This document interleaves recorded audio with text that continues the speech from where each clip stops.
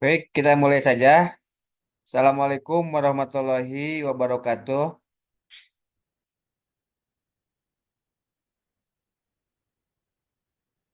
Suara saya dapat didengar ya?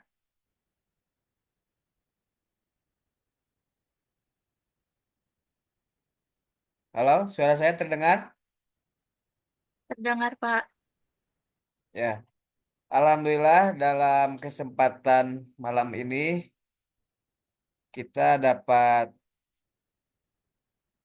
bertemu kembali, dapat berjumpa dalam perkuliahan politik identitas dan multikulturalisme.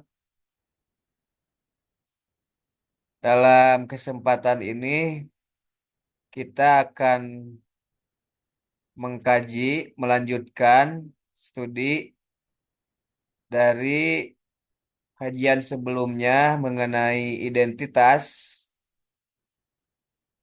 politik identitas, dan untuk pertemuan sekarang kita akan eh, mengkaji lebih lanjut ya sesuatu yang sangat penting dalam konteks politik identitas dan multikulturalisme dan sangat terkait erat ya dengan kehidupan manusia dalam membentuk kehidupan berbangsa dan bernegara, yakni mengenai studi ras, etnis, dan etnisitas. Tentunya ketika berbicara mengenai politik identitas, eh, membicarakan terkait dengan ras, etnis, dan etnisitas ini selalu tidak ada habisnya gitu ya. Isunya selalu ramai, dibincangkan, dan juga kadangkala dalam banyak hal sangat sensitif gitu ya, sangat sensitif karena terkait dengan identitas masyarakat, identitas kemanusiaan dari satu kelompok dengan kelompok yang lain. Yang tentunya seperti yang kemarin sudah disampaikan, ada kategori-kategori tertentu antara diri si pembeda dengan yang dibedakan ya, antara identitas yang satu dengan the others ya, atau identitas-identitas lain yang dianggap berbeda dengan dirinya, ataupun kategori-kategori pembeda dari dirinya. Dan hal itu nyata ya, nyata dalam kehidupan sehari-hari, baik kehidupan bermasyarakat, berbangsa, dan juga bernegara ya, bernegara dalam konteks yang luas. Nah, namun sedikit saya sebelum sampai kepada kajian ini, membahas kajian ini, ada informasi bahwa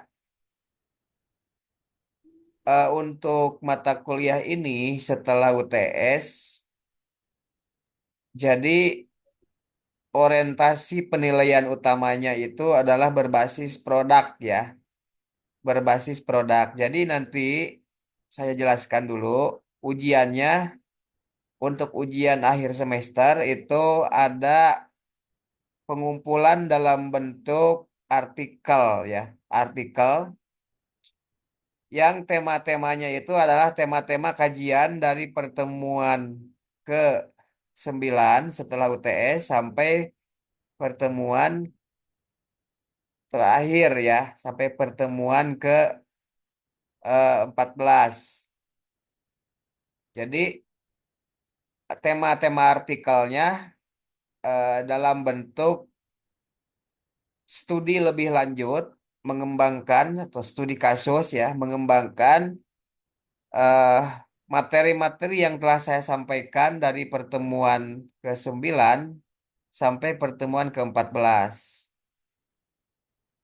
Cuman mungkin kan kalau untuk pertemuan ke-14 itu rekan-rekan membuatnya nanti akan mendesak gitu ya, akan mendesak.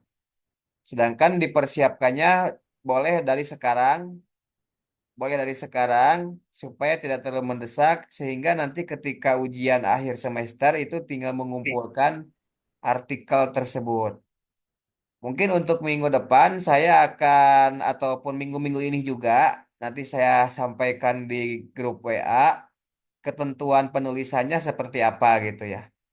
Tidak terlalu banyak sebenarnya karena ini berbasis produk, maka artikel tersebut satu artikel pertama nanti akan saya proyeksikan untuk masuk dalam jurnal nasional terakreditasi Dikti ya.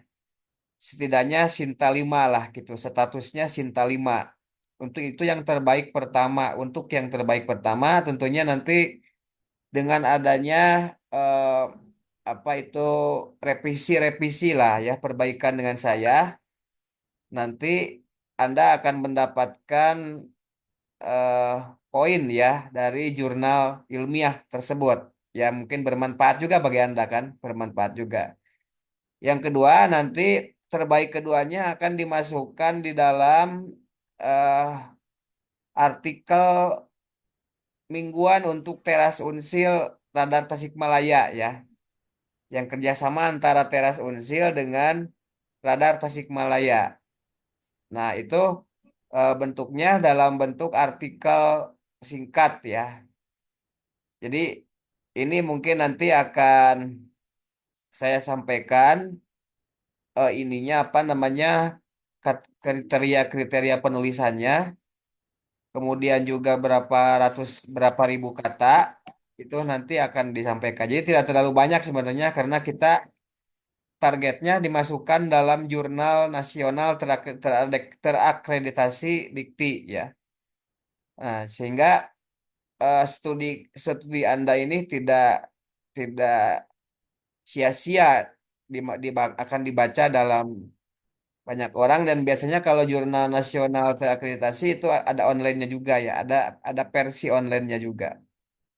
Itu saya kira tentang penugasan yang nanti akan dibuat oleh rekan-rekan dan disilakan mungkin bisa dimulai pembuatannya dari mulai sekarang ya, bisa dicicil lah gitu ya. Istilahnya dicicil gitu ya. Jika Anda sudah dapat menentukan temanya atau sudah bisa menentukan temanya. Untuk minggu-minggu ini nanti akan saya share lah ketentuan itu, akan saya share seperti apa eh, formatnya dan lain sebagainya. Tapi tema-temanya tidak akan jauh dari materi-materi slide saya yang sudah saya sampaikan ataupun mengembangkan gitu ya, mengembangkan dalam bentuk studi fenomena ataupun kasus yang ada di sekitar kita ataupun di negara kita. Begitu kira-kira ya.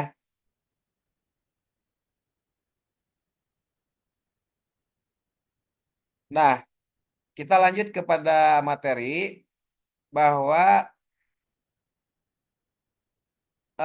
berbicara mengenai ras ini dalam pembicaraan sehari-hari kita sebenarnya seringkali ya seringkali mencampur adukan antara kategori-kategori ras, kemudian juga etnik atau kelompok-kelompok etnis dan lain sebagainya sebagai sesuatu yang terkait dengan warna kulit gitu.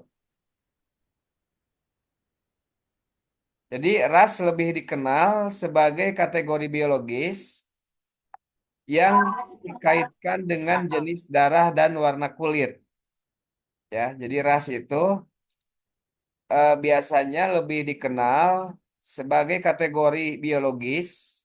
Kategori biologis itu kategori bawaan dari manusia itu sendiri ya, yang diciptakan oleh Tuhan gitu kan, yang dikaitkan dengan jenis darah dan warna kulit. Jadi darah ini kan ada jenis-jenisnya ya, dalam ilmu biologi itu ada jenisnya, bahkan ada golongan-golongannya gitu lah ya. bukan golongan darah biru seperti itu, bukan. Tapi lebih kepada golongannya ada golongan A, AB, O gitu ya, dan seterusnya. Dan juga termasuk warna kulit. Jadi perbincangan mengenai golongan darah itu misalnya dipelajari dalam ilmu kesehatan dan ilmu biologi. Tentang warna kulit juga dipelajari di dalam studi-studi yang lain ya, studi antropologi ataupun eh, studi-studi biologi dan lain sebagainya. Politik saya kira tidak tidak memiliki kompetensi lebih dalam terkait dengan hal tersebut. Tetapi dampak politis dan sosiologis itulah yang ditimbulkan dari perbincangan mengenai ras ini yang masuk dalam studi politik ya, yang masuk dalam studi politik khususnya politik identitas dan multikulturalisme. Nah, coba kita lebih telisik lagi, lebih mendalam. Jadi untuk mengidentifikasi itu ras ya, misalnya kita dapat melihat dari studi-studi ataupun perbincangan-perbincangan atau wacana-wacana mengenai garis keturunan ya yang melahirkan genealogi genealogi manusia seperti misalnya monogenis. Jadi dalam studi mengenai genealogi manusia ada yang disebut dengan monogenis dan ada yang disebut dengan poligenis. Bahkan sebenarnya istilah-istilah ini, walaupun mungkin di antara Anda ada yang baru dengar ataupun apa sudah mendengar tetapi belum belum paham maknanya, tetapi dalam perbincangan-perbincangan sehari-hari sebenarnya sudah sering kita lakukan ya. Seperti misalnya sebagai contoh kita sering menyebut ada istilah dulur ya. Dulur. Kalau dalam bahasa Sunda itu ada dulur ataupun Anda juga punya kalau lebaran, kalau lebaran itu biasanya ada kumpulan-kumpulan bani. Ya, seperti itu ya. Ada kumpulan bani bani apa gitu ya. Eh apa namanya? Yang mungkin saja diambil dari kakek nenek moyang kita gitu kan. Dikumpulkan sedemikian rupa untuk menjalin silaturahmi. Makanya biasanya dalam konteks ini monogenis ini melahirkan istilah-istilah seperti di Sunda dan juga di daerah lain juga ada yang mirip seperti ini, seperti istilah saturunan, dulur deket dan lain sebagainya. Artinya apa? Artinya ketika ada istilah saturunan, dulur deket itu eh orang tersebut dengan kelompok-kelompok terdekatnya itu ada hubungan darah gitu ya. Ada hubungan darah, baik hubungan darah yang sifatnya dekat maupun hubungan darah yang sifatnya sudah relatif jauh gitu ya. Jadi kalau dalam istilah keturunan itu sering disebut sebagai dulur dekat ataupun saudara ya, saudara dan orang lain. Nah, istilah saudara dan orang lain itu menunjukkan bahwa saudara itu adalah mengidentifikasi bahwa kesamaan-kesamaan antara kita dengan di sekitar kita dan mengidentifikasi perbedaan-perbedaan dengan kelompok atau orang lain dengan istilah orang lain batur gitu ya, batur yang berbeda yang dianggap berbeda atau tidak satu keturunan dengan kita yang disebut sebagai poligenis atau tidak ada hubungan darah gitu, alias batur ya istilah Sunda itu. Nah, itu jadi di dalam ilmu mengenai keturunan ada yang disebut dengan monogenis dan ada yang disebut dengan poligenis ya. Itu salah satu eh, hal cara untuk mengidentifikasi apa itu ras dari sudut pandang garis keturunan. melahirkan ilmu yang disebut dengan ilmu genealogis atau ilmu tentang keturunan atau sekarang lagi ada polemik misalnya mengenai keturunan Ba'alawi. Nah, itu yang kompeten, kompeten gitu ya, mengkaji mengenai kebenaran ataupun tidak benarnya bahwa Bani Alawi yang ada di Indonesia ini yang berasal dari Yaman ini dia keturunan Nabi atau bukan, yaitu ahli genealogi, ahli tentang keturunan ya. Yang salah satunya di dalam ilmu biologi itu biasanya kalau untuk melihat seseorang itu keturunan atau bukannya, misalnya dengan tes DNA ya, dengan berbagai kerumitan-kerumitan yang ada di dalamnya. Saya sendiri pun tidak terlalu memahami mengenai ilmu gen itu ya. Nah, namun kita nanti akan melihat dampak secara sosial politiknya. Itu khusus studinya bagi mereka-mereka yang mendalami ilmu mengenai ilmu gen ya, ilmu tentang keturunan itu. Nah, namun dalam konteks ini bahwa salah satu pemaknaan ras itu dilekatkan dengan persoalan genealogi seperti itu. Itu tentang apa itu hubungan darah dan sebagainya. Kemudian juga istilah ras juga sering digunakan untuk menyebut klasifikasi ataupun marga atau tingkatan-tingkatan tertentu ya. Seperti misalnya model pengkelasan dalam binatang ataupun tumbuhan. Ada eh, kelas apa, ada ordo apa biasanya kalau di dalam tumbuhan ataupun di dalam apa binatang biasanya. Atau pada manusia misalnya ada pengklasifikasian seperti misalnya Kaukasian, Mongolian, Etiopian, ya, ada Akadia, ada Drapida dan lain sebagainya. Termasuk yang sangat populer di dunia yang dianggap sebagai ras paling sultan di dunia ya, ras para penjajah yaitu bangsa Arya ya, ras Arya dan seterusnya. Kemudian juga sering dilekatkan dengan istilah spesies ataupun subspesies. Ras seperti proses adaptasi untuk menuju bentuk yang lebih superior dari bentuk yang sederhana.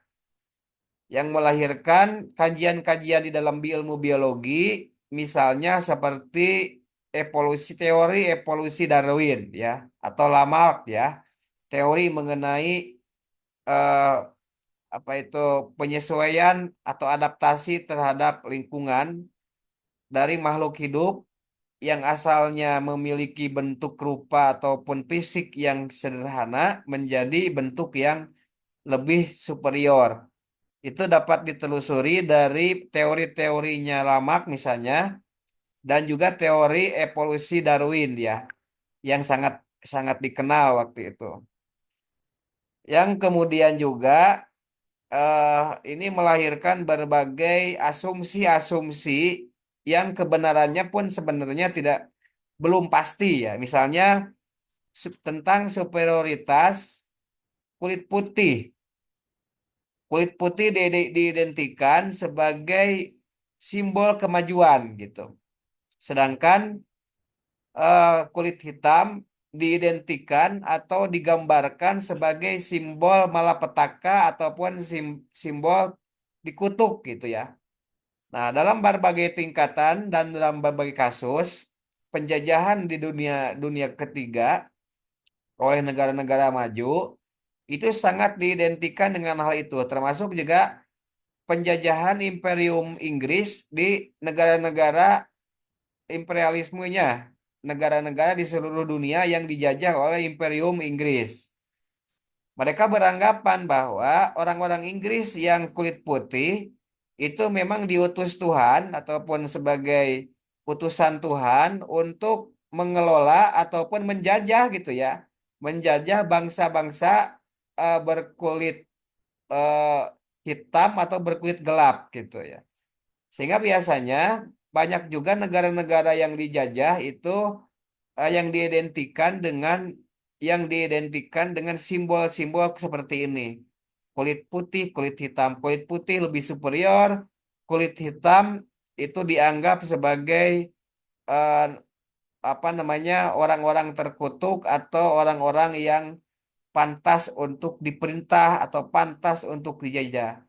Dan keyakinan-keyakinan seperti ini sudah lama ya sejak masa Enlightenment atau masa pencerahan bangkitnya orang-orang Barat di seluruh dunia yang menjajah bangsa-bangsa di negara-negara dunia ketiga atau negara-negara yang rata-rata berkulit hitam atau berkulit eh, gelap ya, berkulit gelap, termasuk di Asia, Afrika, dan di belahan dunia lain ya yang dianggap sebagai eh, bangsa yang pantas untuk dijajah gitu. Nah, kemudian juga ini yang mulai masuk kepada kategori ras, pemanaan ras dalam konteks praktek-praktek politik ya, yang tidak bisa dilepaskan tentunya dari dua kategori di atas ataupun dua pemanaan di atas. Jadi terkait dengan dua pemanaan di atas, baik itu dalam sudut pandang genealogis, biologis ya, ataupun pengklasifikasian berdasarkan marga ataupun tingkatan tadi, di mana bentuk pengorganisasian manusia secara hierarkis yang memiliki pandangan yang menentukan siapa kelompok manusia yang berhak berdaulat sekaligus dianggap sebagai warga negara yang mendapatkan hak-haknya secara penuh atau istilahnya sebagai citizen ya dalam konteks politik identitas, dan mana kelompok yang menjadi sekedar subjek biasa saja atau dalam bahasa politik identitas disebut sebagai denizen. Misalnya pemanaan seperti ini berlangsung di dalam pemerintahan Hitler ya, di dalam pemerintahan Hitler yang kemudian juga di masa pemerintahan Hitler waktu itu menganggap bahwa bangsa Arya itu sebagai bangsa yang superior, sedangkan bangsa-bangsa yang lain sebagai bangsa yang layak dijajah. Bahkan di masa Hitler itu lebih uniknya lagi, rezim ini mengkategorikan para serdadu-serdadunya itu sebagai orang-orang yang memiliki kesempurnaan fisik yang berhak untuk menjadi prajurit gitu ya. Sedangkan mereka-mereka yang tidak memiliki kesempurnaan fisik itu tidak dianggap sebagai orang yang layak untuk masuk dalam pasukan Jerman waktu itu. Bahkan juga ada yang dianggap lemah itu dibunuh ya di masa Hitler itu.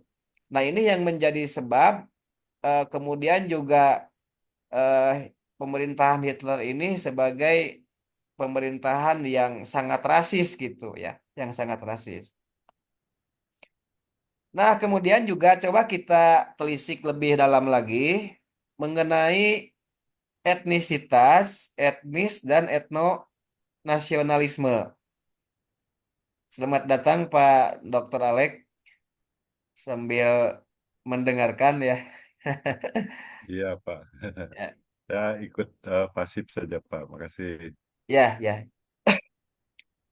Nah, kata etnisitas ini kalau kita lihat ya dari berbagai literatur yang ada, ini sebenarnya lebih dianggap sebagai kosakata baru ya.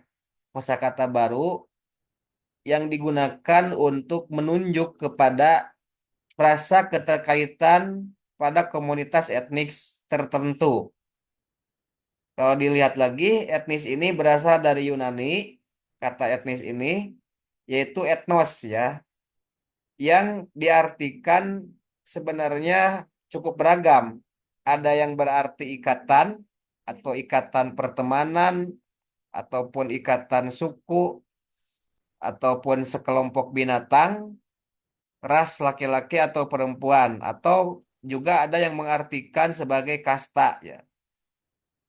Nah, dari literatur yang ada juga, etnos ini eh, lebih dimaknai sebagai ide tentang sejumlah orang atau tentang binatang yang dianggap memiliki kesamaan karakteristik baik secara biologis ataupun secara budaya, dan siapapun yang hidup atau bertindak dalam sebuah pertunjukan. Nah, itu secara ini ya, dalam kalau saya lihat di berbagai literatur yang ada dari istilah etnos ini. Nah, yang menarik pada awalnya sebenarnya istilah etnos ini seringkali digunakan untuk membuat kategori etnisitas sosial tertentu yang digunakan untuk menandai ya atau yang berbeda dengan kita atau istilahnya the others atau yang bukan merupakan bagian dari kita gitu. Misalnya gini ya, misalnya entitas sosial yang berbeda atau the others dengan yang bukan bagian dari mereka. Ini contohnya etnia untuk menyebut yang bukan Yunani atau pinggiran atau orang yang asing atau barbar, sedangkan orang Yunani sendiri menyebut dirinya sebagai genos Helenon. Nah, seperti itu. Jadi di Yunani waktu itu menyebut dirinya sebagai genos Helenon, sedangkan untuk orang lain ataupun untuk pihak lain disebut sebagai etnia ya, untuk menyebut yang bukan Yunani. Nah, itu. Kemudian juga yang kategori-kategori yang seperti ini itu seperti Jawa dan Sunda. Padahal sebenarnya Jawa dan Sunda itu satu pulau ya, yaitu pulau yaitu Pulau Jawa gitu. Tetapi perkembangannya kemudian karena nanti kita akan jelaskan lagi kenapa seperti itu ya.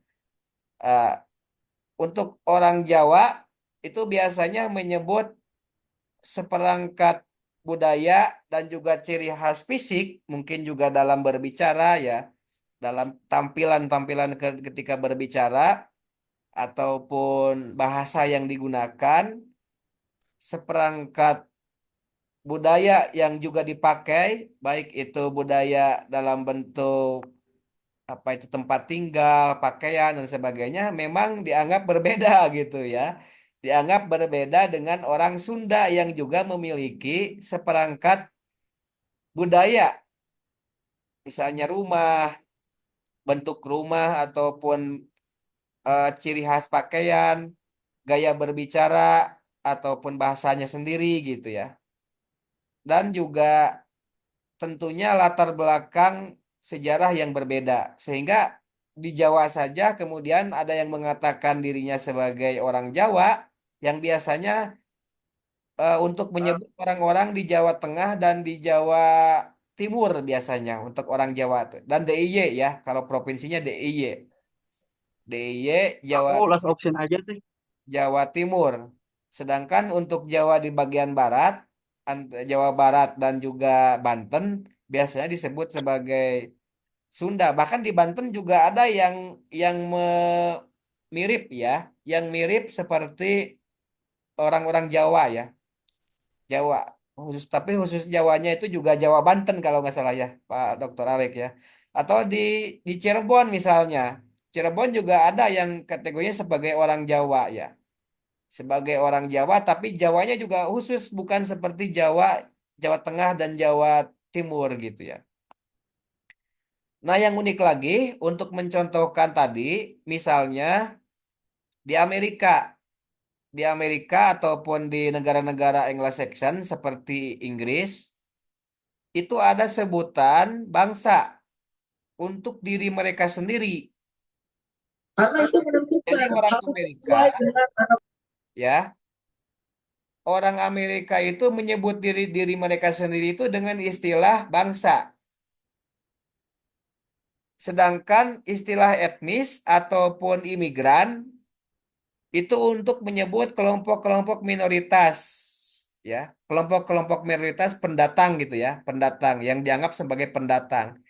Atau misalnya bule di Indonesia untuk menyebut pendatang dari barat ya, pendatang dari barat. Atau istilah Indo, Indo untuk menyebut gabungan ataupun keturunan-keturunan yang bukan Indonesia asli atau sudah gabungan dengan orang-orang dari barat ataupun dari timur ya, dari timur seperti Arab misalnya. Nah, jadi seperti itu dan menyebut orang Indonesia sebagai eh, pribumi ataupun eh, ini ya, ataupun warga Indonesia asli, bangsa untuk warga Indonesia asli, ya. Nah, seperti itu. Nah, kemudian juga etnis itu apa etnis gitu ya? Kalau tadi ras ya, etnis merupakan cermin identifikasi diri seseorang pada kolektivitas yang didefinisikan secara kultural. Biasanya orang membagi pada 4 level pola etnis. Misalnya yang pertama adalah kategori etnis, kemudian juga etnis sering diidentifikasi dengan jaringan etnis, etnis juga kadangkala diidentifikasi menggunakan asosiasi etnis, bahkan terkadang juga etnis diasosiasikan dalam bentuk komunitas etnis. Coba kita lihat satu-satu ya. Nah, dalam konteks level pola kategori etnis, misalnya hal ini diidentifikasi dalam bentuk keterikatan yang paling cair yang dibangun lewat identifikasi perbedaan kultural dengan yang lain. Misalnya, orang Sunda dianggap sebagai pribadi yang pemalu dibandingkan orang Jawa. Nah, ini kan identifikasi kategori etnis yang dibangun lewat identifikasi perbedaan kultural. Atau orang Sunda berbicara dengan lemah lembut biasanya dibandingkan orang Jawa yang lebih mungkin frontal ya. Biasanya orang orang Sunda menyebut orang Jawa itu dengan Jawa kowek biasanya. Karena memang orang Jawa itu kalau berbicara dalam dataran tertentu ya, untuk Jawanya juga dalam bentuk Jawa, bukan Jawa yang kromo ya, kromo inggil bukan ya, tapi Jawa yang menengah ke bawah gitu. Biasanya memang agak agak itu ya, agak keras bicaranya segala macam gitu. Nah, sehingga dan itu biasanya terjadi di Jawa, Jawa Tengah, perbatasan dengan Jawa Barat seperti Brebes, Purwokerto, Banyumas gitu ya. Biasanya orang-orang Sunda itu menyebutnya Jawa Kowek gitu. Saya juga tidak tahu ya asbabun asbabun nujul atau sebab-sebab kenapa orang orang-orang Jawa di daerah Pantura ataupun Jawa yang berdekatan dengan Sunda disebut sebagai Jawa Kowek gitu ya. Nah, itu yang unik. Atau orang orang Batak dengan gaya berbicara yang biasanya keras ya. Atau orang Makassar yang diidentifikasi memiliki kebiasaan gaya berbicara yang keras gitu seperti itu. Nah, itu identifikasi etnis dalam konteks perbedaan kultural atau kebiasaan ya. Ya, itu mungkin juga menjadi ciri khas kultural yang dilanggengkan dalam yang kebiasaan itu kemudian dilanggengkan dalam waktu yang cukup lama sehingga menjadi melekat di dalamnya seolah-olah bahwa orang Sunda itu memiliki ciri khas andalemi gitu ya. Bahasa Sunda itu ciri khas mendayu-dayu dan juga lemah lembut gitu. Bahkan dalam dataran tertentu ini juga menjadi karakter tersendiri bahwa orang Sunda itu kurang berani dalam berbicara katanya seperti itu. Berbeda dengan kelompok-kelompok yang lainnya. Ya tentunya hal ini juga tidak sepenuhnya benar ya, tetapi dalam dalam dataran tertentu ini dilekatkan sebagai kebiasaan-kebiasaan ataupun kultur yang kemudian terkuatkan di dalam kebiasaan-kebiasaan sehari-hari gitu. Yang kedua, kita coba identifikasi persoalan etnis ini dalam dalam konteks jaringan etnis ya, yakni interaksi regular antara anggota etnis tertentu dalam distribusi sumber daya. Contohnya misalnya orang Cina saling membantu dalam mencari pelanggan atau ada organisasi-organisasi perkumpulan tertentu seperti Kosipa misalnya, ya, seperti Kosipa. Kosipa itu kan ketika kita kan terbayang ketika menyebut Kosipa itu ya eh, Kosipa itu singkatan ya sebenarnya Koperasi Simpan Pinjam atau apa ya Kosipa itu. Nah, biasanya dikelola oleh orang-orang Batak yang memberikan sejumlah pinjaman kepada pengguna gitu ya, kepada pengguna. Nah, biasanya penggunanya ya mahasiswa rata-rata. Ada mahasiswa atau orang di kampung-kampung ya, kampung-kampung masuk ke kampung-kampung, kemudian diberikan pinjaman sejumlah uang dan sebagainya.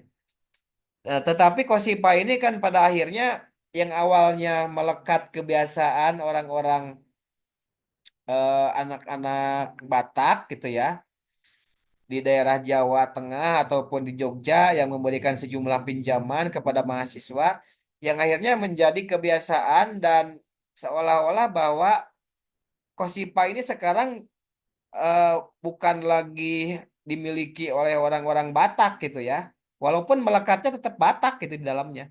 Padahal sebenarnya Kosipa itu di dalamnya juga karyawan-karyawannya banyak orang Sunda di sana gitu. Termasuk juga eh, ciri khas orang-orang Cina yang saling membantu dalam mencari pelanggan.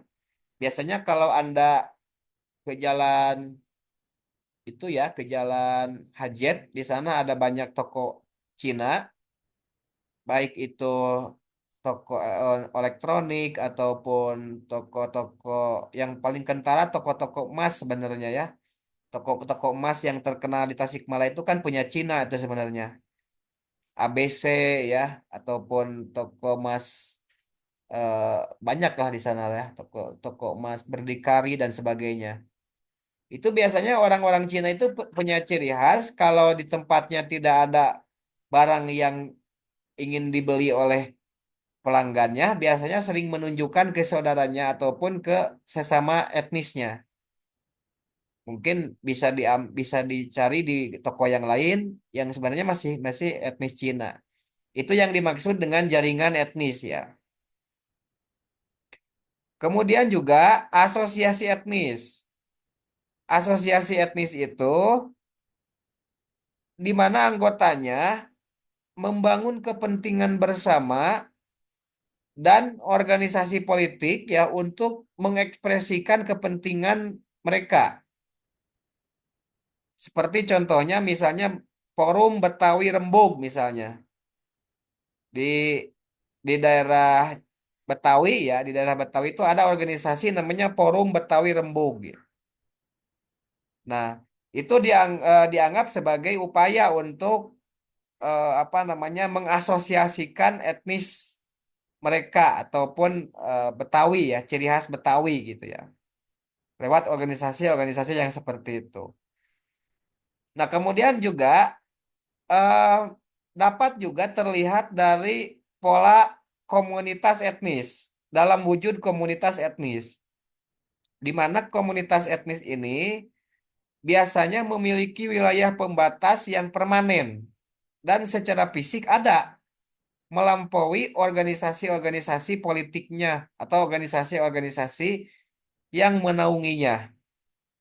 Komunitas etnis ini dapat berada di wilayah yang di luar ya, di luar wilayah tempat terkonsentrasinya etnis tersebut. Misalnya Kujang Siliwangi di Jogja misalnya. Di Jogja itu ada perkumpulan Kujang Siliwangi yang merupakan perkumpulan orang-orang Sunda di Yogyakarta ya. Atau KMJB di Purwokerto misalnya. Keluarga Mahasiswa Jawa Barat di Purwokerto. Himpunan Mahasiswa Batak di Yogyakarta misalnya atau HMB dan organisasi-organisasi lainnya yang memiliki kemiripan dengan istilah komunitas etnis ini. Ya, biasanya mereka dengan mudah dapat dapat mengekspresikan kesamaan-kesamaan tadi dalam bentuk kategori etnis ya dan mendialogkannya dalam komunitas etnis ini. Mereka biasanya lebih nyaman ya, lebih nyaman berada dalam komunitas etnis dibandingkan di luar komunitas etnis. Jadi ketika kita berada dalam komunitas etnis ini, seperti yang sudah saya sampaikan di pertemuan sebelumnya, biasanya kita lebih lepas gitu ya, lebih melepas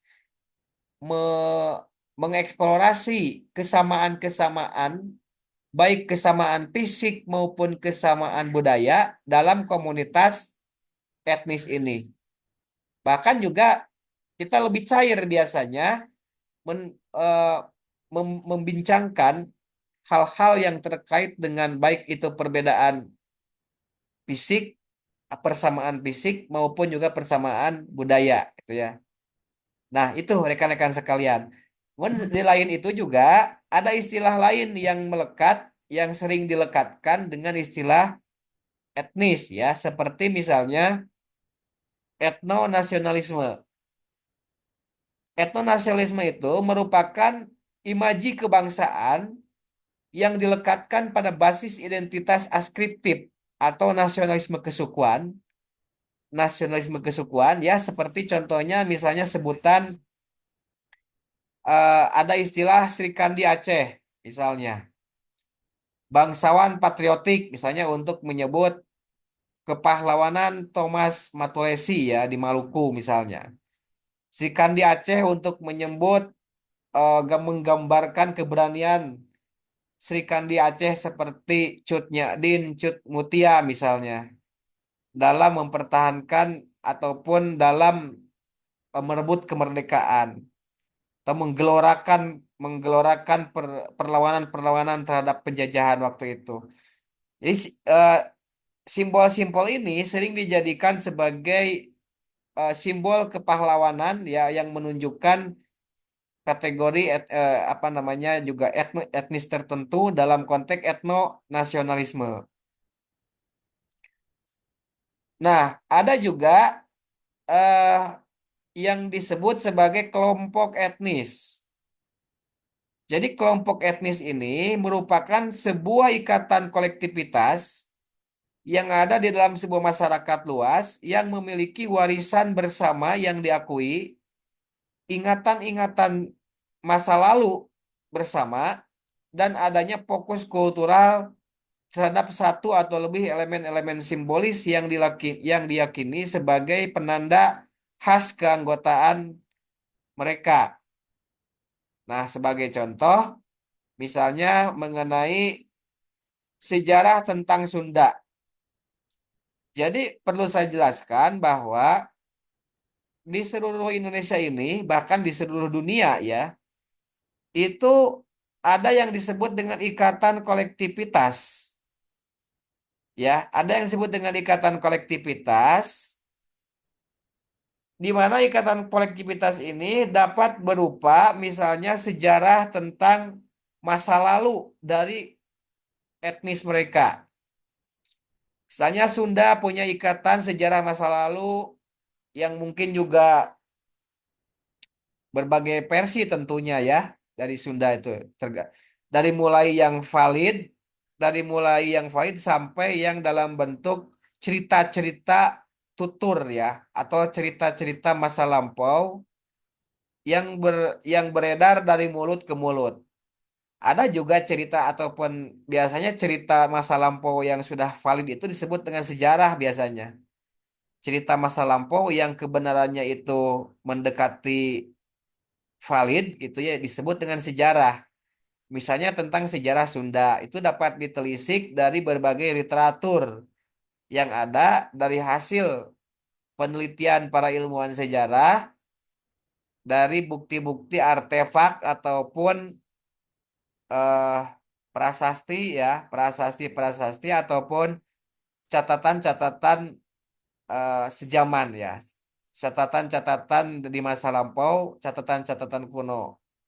Nah, Sunda juga punya itu, misalnya sejarah tentang kerajaan Sunda yang berawal dari misalnya Salakanagara yang punya ibu kota Sundapura di daerah Banten saat ini.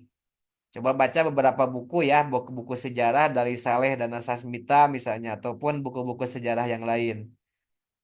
Yang kemudian juga beralih ke kerajaan eh, apa itu Tarumanegara misalnya. Kemudian juga setelah Tarumanegara, kerajaan Sunda. Setelah Sunda kemudian kerajaan Pajajaran. Sampai saat ini ada etnis namanya etnis Sunda.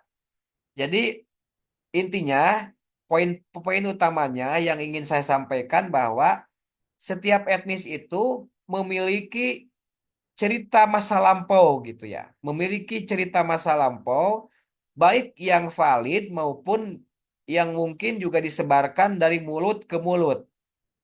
Dan kemudian memiliki penanda khas budaya dan aksesoris kesundaan atau aksesoris keetnisan seperti yang terlihat di dalam penampilan-penampilan kelompok etnis tersebut. Misalnya orang Sunda sekarang eh, punya punya kebiasaan memakai baju khas Sunda misalnya dalam bentuk pangsi ya ataupun ikat memakai ikat dan sebagainya. Kemudian juga terlihat dalam bangunan-bangunan dan sebagainya.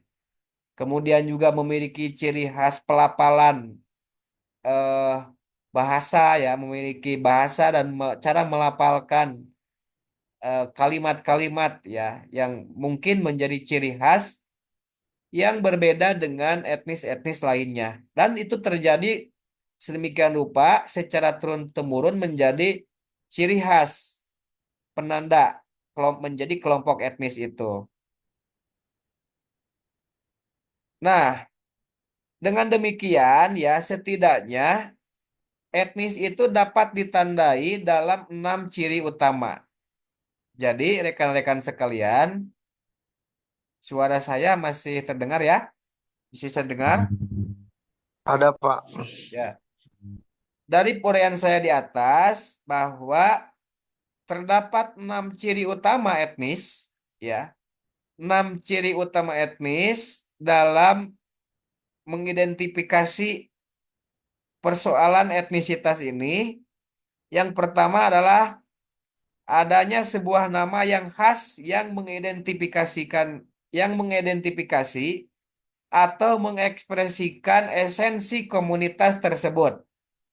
Adanya sebuah nama, ada nama Sunda, ada nama Batak, ya, ada nama em, mungkin itu apa Dayak ya, suku-suku Dayak dan sebagainya, atau Papua dan lain sebagainya. Kemudian juga terdapat mitos tentang warisan bersama, cerita asal-usul bumi pertiwi mereka dan sebagainya. Tadi misalnya ada sejarah Sundapura, ada sejarah Sumatera, Malin Kundang dan sebagainya ya kalau di Padang, kalau di daerah Minang itu ataupun mungkin di Sunda bahkan di Sunda juga beragam sejarah Sunda juga ya, baik itu dalam bentuk sejarah yang keberadaannya memang dapat dibuktikan secara eh, valid maupun dalam bentuk cerita-cerita yang belum tentu kebenarannya atau legenda ya. Seperti legenda cerita-cerita Gunung Tangkuban Perahu ataupun lain sebagainya. Ya cerita-cerita itu akan selalu ada dimanapun ya, tidak hanya di negara Indonesia. Di negara-negara maju Eropa, Amerika pun cerita-cerita lokal seperti itu ada, baik yang valid maupun dalam bentuk mitos ya, ataupun kebenarannya yang tidak dapat dibuktikan, belum dapat dibuktikan. Kemudian juga adanya memori sejarah dan figur-figur masa lalu yang diyakini ya yang diyakini cerita kepahlawanannya, adanya kejadian dan lain sebagainya yang melatar belakangi munculnya wilayah tersebut gitu. Contohnya di kita misalnya ada kepahlawanan Purnawarman sebagai raja paling masyhur dari kerajaan Tarumanegara yang menjadi cikal bakal dari kerajaan Sunda yang terkenal di Nusantara ini. Bahkan Siliwangi ya, figur Siliwangi ini kalau dalam sejarah itu sebenarnya Siliwangi ini nama resminya Prabu Sri Baduga Maharaja ya. Kalau di dalam sejarah sejarah literatur mengenai kerajaan Pajajaran namanya Sri Baduga Maharaja atau nama ininya ya, nama pangkatnya itu Sri Baduga Maharaja atau Prabu Ningrat Kencana, cucu dari Prabu Maharaja eh, Linggabuana yang yang meninggal di Bubat. Dalam sejarah disebut ada istilah cerita Bubat. Cerita Bubat itu adalah cerita ketika Raja Sunda ingin menikahkan anaknya Dyah Pitaloka dengan Raja Majapahit Hayam Wuruk waktu itu. Yang kemudian sebelum dinikahkan terjadi tragedi Bubat karena Patih Gajah Mada tidak menerima Putri Sunda sebagai permaisuri tetapi sebagai persembahan untuk diberikan kepada Raja Majapahit sebagai simbol menyatukan Nusantara waktu itu yang merupakan janji sumpah palapanya Patih Gajah Mada waktu itu. Itu sejarahnya seperti itu. Setidaknya sejarah yang walaupun itu menjadi debatable, sejarah yang sekarang beredar di dalam buku-buku sejarah Indonesia. Walaupun saya punya versi-versi yang lain ya, tapi itu mungkin konteks lain. Poinnya bahwa ada ada memori sejarah masa lalu dan ketokohan masa lalu. Jadi wajar kalau di setiap etnis itu punya ketokohan sendiri-sendiri. Kita punya Siliwangi, bahkan menjadi Universitas Siliwangi sekarang. Kemudian di Jawa Tengah punya Pangeran Diponegoro misalnya menjadi nama dari universitas negeri ya. Di di Sulawesi Selatan misalnya ada Universitas Hasanuddin yang merupakan figur orang kepahlawanan dari Sultan Hasanuddin kan gitu ya. Di Banten ada Sultan Ageng Tirtayasa misalnya yang sekarang menjadi Universitas Untirta ya. Di Yogyakarta ada Gajah Mada yang waktu itu merupakan salah satu wilayah jajahan dari Kerajaan Majapahit yang pusatnya di Mojokerto ya di Jawa Timur dan lain sebagainya. Saya kira Anda paham maksud maksud dari penyampaian saya ini. Kemudian juga satu atau lebih elemen-elemen budaya seperti misalnya agama, kebiasaan, bahasa ya yang ada kaitannya dengan bumi pertiwi mereka yang tidak selalu bersifat fisik tetapi dalam bentuk simbolik seperti dalam etnis yang berdiaspora ada Yahudi, Tionghoa ya atau kalau dalam persoalan agama ataupun kepercayaan misalnya Jati Sunda atau Sunda Wiwitan yang berkembang di Jawa bagian barat ataupun di Pajajaran waktu itu atau Bairawa di Majapahit ya. Jadi kalau dalam buku-buku literatur misalnya dari Dr. Purwadi ya tentang Majapahit itu agama resmi dari kerajaan Majapahit itu sebenarnya bukan Hindu ya. Kalau kita kan di buku-buku sejarah itu sering disebutkan bahwa agama resmi dari kerajaan Majapahit itu Hindu. Sebenarnya bukan Hindu ya. Kalau di dalam kajian Dr. Purwadi itu yang dari filsafat UGM dikatakan bahwa agama resmi dari kerajaan Majapahit itu adalah Bhairawa sebenarnya. Yang merupakan penggabungan antara Hindu, Buddha, dan kepercayaan-kepercayaan animisme dinamisme yang ada saat itu. Sehingga Prabu Hayam Wuruk waktu itu menetapkan bahwa agama resmi mereka itu gabungan dari berbagai kepercayaan dan juga agama Hindu dan Buddha yang disebut sebagai Bhairawa gitu. Termasuk juga agama resmi dari kerajaan Pajajaran waktu itu yang di dalam sejarah-sejarah dikenal sebagai agama Hindu ya di kerajaan Pajajaran itu agama resminya itu adalah Jati Sunda sebenarnya. Nah, Jati Sunda inilah yang di kemudian hari itu disebut sebagai Sunda Wiwitan. Yang sekarang percikan-percikannya seperti misalnya berkembang, masih berkembang di beberapa wilayah seperti Sukabumi ya. Ada masyarakat adat Cipta Gelar ataupun di Baduy ya. Baduy juga sekarang masih memegang apa namanya kepercayaan Sunda Wiwitan ini. Atau orang-orang Sunda masa lampau menyebutnya sebagai agama Sunda gitu. Nah, kemudian juga dapat diidentifikasi cirinya itu dari rasa solidaritasnya. Ya ini akan mudah lah dirasakan sebenarnya kalau orang Sunda pasti rasa solidaritasnya terhadap orang Sunda mungkin juga akan terasa ya, akan terasa. Termasuk juga yang mungkin Pak Budi misalnya dosen Anda itu orang Batak, mungkin punya rasa solidaritas juga terhadap orang Batak juga. Atau mungkin setidaknya punya ikatan sesama Batak ya. Mungkin ada mahasiswanya yang bermasalah, mungkin ikut diurus juga gitu. Itu yang dimaksud dengan rasa solidaritas.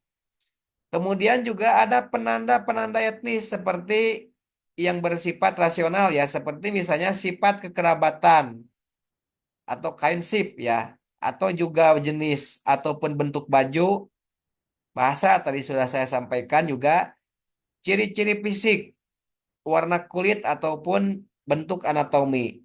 Nah, ini juga menarik juga sebenarnya karena biasanya ada penanda-penanda etnis ya, orang Sunda itu eh, mungkin kulitnya itu seperti apa. Walaupun ini sekarang sudah mulai ini ya, sudah mulai agak susah untuk dijadikan penanda khas gitu.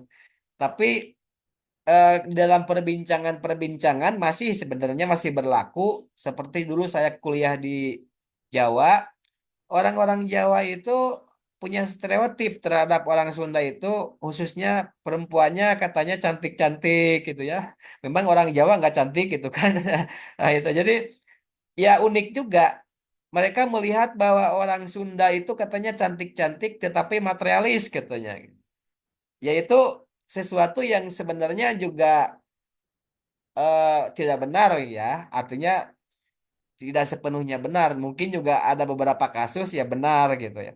Tetapi juga tidak dapat digeneralisir bahwa orang Sunda itu materialis atau orang Sunda itu cantik.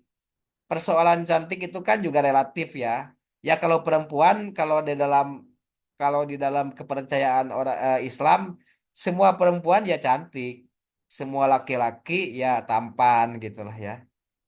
Cuman tinggal seperti apa selera masing-masing orang tentang kecantikan dan juga tentang ketampanan itu berbeda-beda.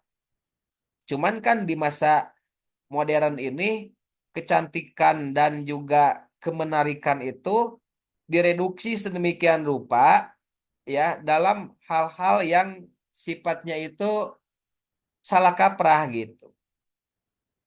Coba aja lihat oleh Anda iklan-iklan di televisi, di iklan-iklan kecantikan itu diidentikan dengan rambut panjang, kemudian rambut lurus, ya.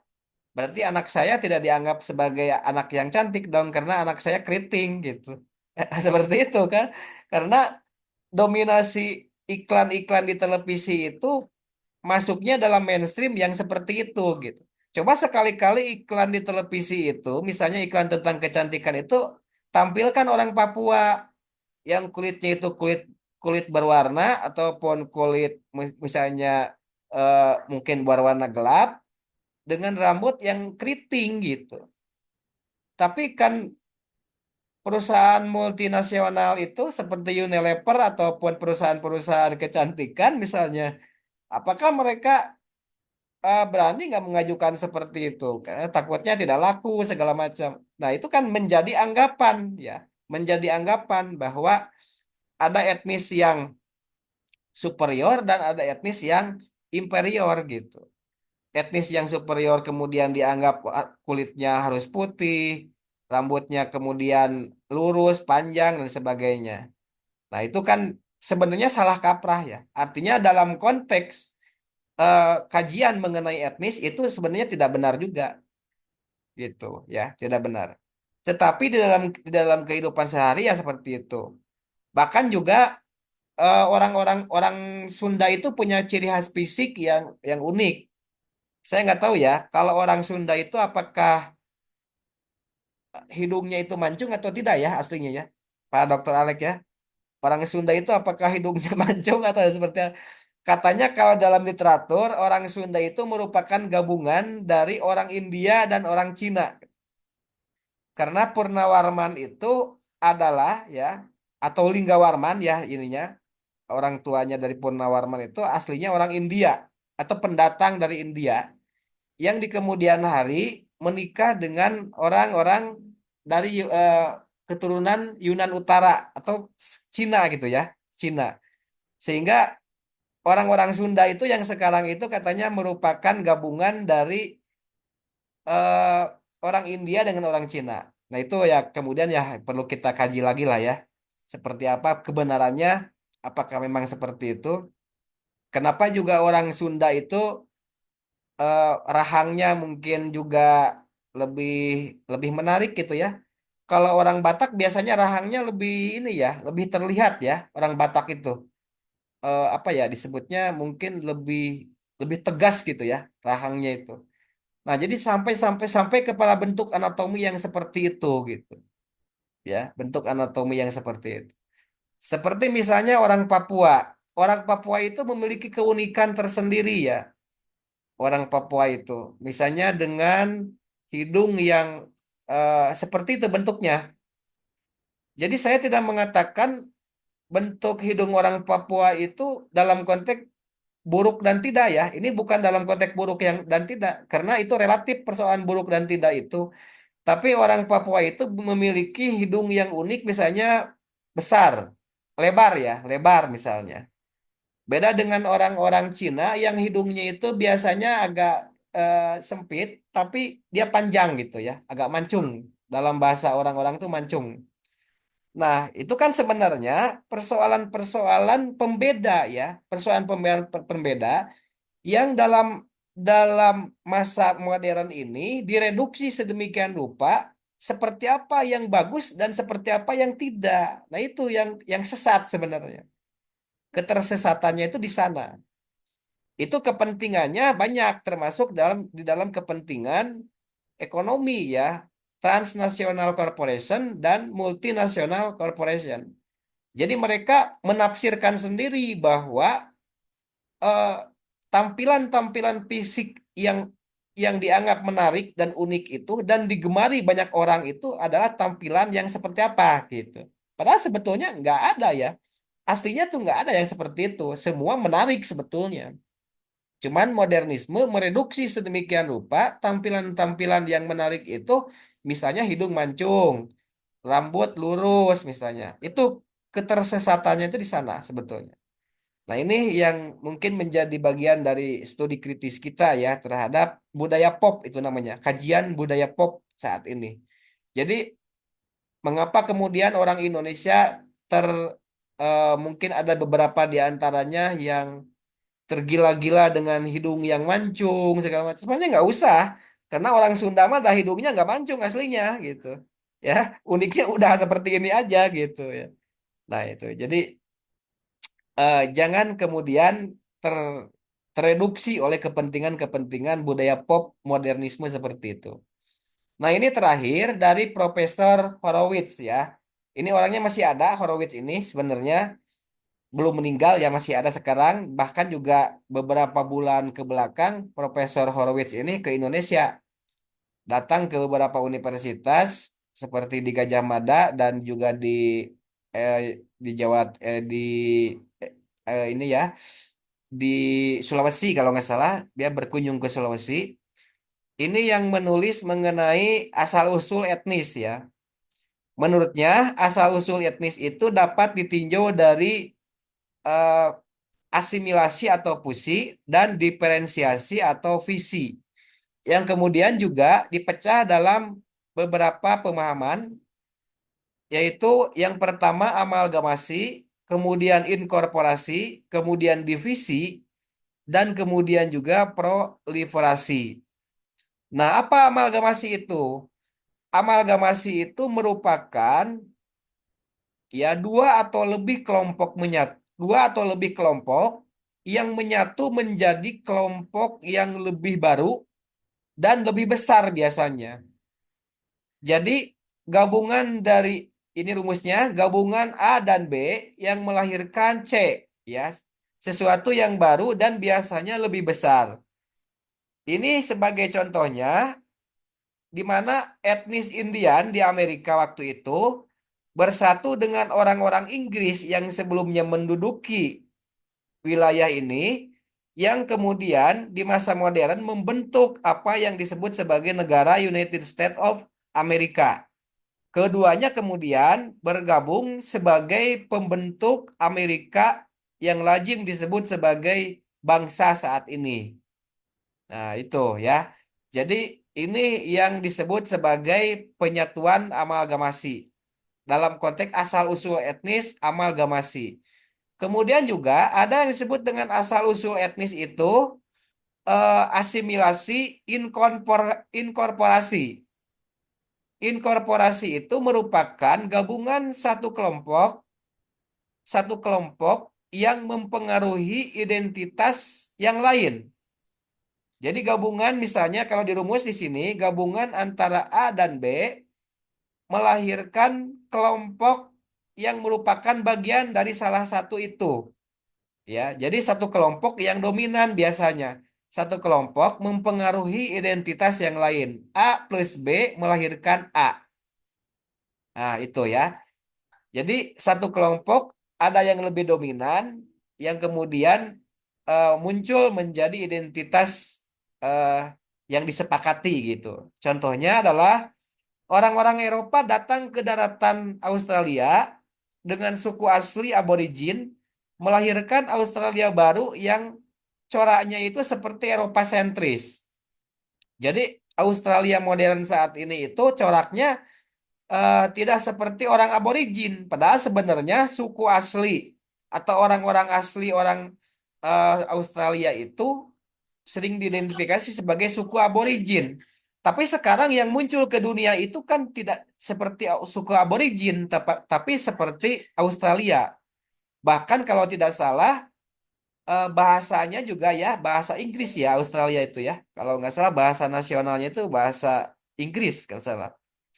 Ataupun budaya-budaya segala macamnya itu juga persis seperti Britania Raya yang saat itu menduduki daratan Australia. Itu yang dimaksud dengan inkorporasi. Kemudian juga ada yang disebut dengan diferensiasi divisi. Satu kelompok terbagi ke dalam dua atau lebih bagian, ya. Satu kelompok ini kemudian terbagi ke dalam jadi terbelah kalau ini. Misalnya kalau di dalam rumus A kemudian ya melahirkan B dan C. Tetapi ini yang dihasilkannya itu sama sekali ya, sama sekali berubah dari A awalnya, tetapi melahirkan ciri khas yang berbeda dari A, seperti B dan C. Jadi membentuk budaya budaya tambahan lagi gitu. Jadi satu kelompok terbagi ke dalam dua atau lebih kelompok yang asalnya A kemudian berpecah menjadi B dan C yang merupakan eh, kelompok yang bukan bagian lagi dari A gitu, tapi membentuk sesuatu yang baru lagi. Nah, ini contohnya adalah orang-orang Soviet yang melahirkan etnis Rusia, etnis Turkmenia, etnis Hongaria, kemudian Cekoslowakia dan lain sebagainya. Karena ini Uni Soviet ini kan waktu itu pecah ya negaranya Pasca Perang Dingin kemudian Uni Soviet itu sebagai negara eh, apa yang besar waktu itu pasca Perang Dunia II melahirkan negara-negara kecil, Bosnia, Herzegovina, Rusia, kemudian Turkmenia, Hongaria, Cekoslowakia dan sebagainya. Melahirkan melahirkan gabungan ataupun terpecah menjadi negara-negara yang lebih kecil lagi gitu. Nah, yang terakhir adalah proliferasi. Proliferasi itu satu kelompok atau lebih membentuk kelompok tambahan yang berasal dari dirinya. Ini kalau dirumuskan, A melahirkan A plus C. Jadi satu kelompok atau lebih membentuk kelompok tambahan yang berasal dari dirinya. Ya, jadi A ini kemudian membentuk A dan tambahan-tambahan lain seperti A plus C. Contohnya, orang Sunda yang mempunyai keturunan Sunda Indo-Belanda misalnya ya. Nah, A plus C gitu ya, seperti itu. Dan lain sebagainya. Ini saya kira kategori asal-usul etnis yang dibuat oleh Profesor Horowitz. Sebenarnya kajian ini sangat bagus untuk melihat keaslian sebuah suku bangsa di negara-negara di dunia. Jadi terkadang-kala kan ini muncul pertanyaan sebenarnya suku asli di Indonesia ini siapa sih? Gitu. Ini menjadi pertanyaan. Sebenarnya pribumi di Indonesia ini siapa sih? Gitu. Nah, ini kan menjadi perdebatan. Misalnya di dalam kontestasi politik di DKI Jakarta disebut-sebut ada pribumi, disebut-sebut juga ada keturunan, ada orang bukan orang Indonesia asli dan sebagainya. Nah, sebenarnya juga keaslian sebuah bangsa itu juga tergantung kurun waktunya. Kalau biasanya Indonesia itu dalam perspektif orang-orang Belanda menyebut bahwa orang-orang asli itu adalah orang-orang yang disebut sebagai inlander. Orang-orang asli itu adalah orang-orang yang sudah ada sebelum orang-orang Belanda muncul ke Indonesia dan mereka hidup dalam keterpurukan. Makanya orang-orang Belanda itu menyebutnya mereka itu inlander, mereka yang layak untuk diperintah orang-orang Belanda itu. Sedangkan mereka-mereka yang apa itu namanya eh, Belanda itu ya, eh, orang-orang non Belanda itu atau orang Indonesia disebut sebagai inlander atau orang yang lemah yang berhak untuk dijajah. Pemerintah Hindia Belanda itu sebenarnya kalau Anda ini ya tidak pernah mengatakan bahwa di dalam literatur-literatur Belanda, coba aja, kecuali mungkin ada ya aktivis-aktivisnya, tidak pernah mengatakan bahwa Belanda itu penjajah gitu. Yang mengatakan Belanda itu penjajah itu ya orang Indonesia. Atau Soekarno ya. Soekarno mengatakan bahwa Belanda itu penjajah. Tapi kalau Anda baca bukunya Hari J. Benda, ilmuwan Belanda, bahwa yang terjadi dengan orang-orang Belanda di Indonesia itu adalah sharing peradaban katanya. Sharing peradaban. Jadi Belanda itu tidak mengakui bahwa mereka itu pernah menjajah Indonesia. Yang diakui oleh Belanda itu adalah bahwa orang-orang Belanda itu melakukan sharing peradaban gitu dengan orang Indonesia. Yang kebetulan waktu itu yang disebut sebagai orang Indonesia asli itu transisi. Ya, transisi dari zaman-zaman kerajaan ke eh, zaman mereka kehilangan orientasi pemerintahan. Dari feodalisme yang sebelumnya ajeg ya, dari kerajaan-kerajaan terakhir Majapahit, Pajajaran gitu ya, kemudian juga kerajaan-kerajaan Islam, Mataram, Demak dan sebagainya. Setelah itu mengalami transisi. Mereka kehilangan orientasi. Datanglah orang-orang Belanda waktu itu. Dan orang-orang Belanda melihat bahwa mereka itu hidup dengan keterpurukan. Makanya mereka eh, perlu diperintah oleh Hindia Belanda. Makanya dulu kan kerajaan Belanda itu menganggap Indonesia itu sebagai Hindia Belanda.